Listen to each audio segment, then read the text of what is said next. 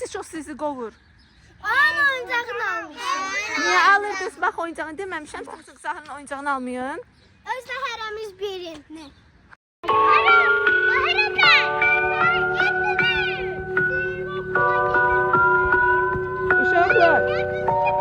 Uşaqlar, mənim oyuncağımı qaytarın.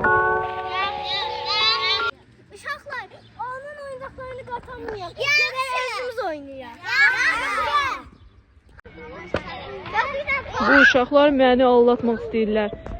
Mənim oyuncaqlarımı qaytarmaq istəmirlər. Gedim görüm, niyə qaytarmırlar? Onları sopa ilə döyəcəm. Bax, belə vuracam.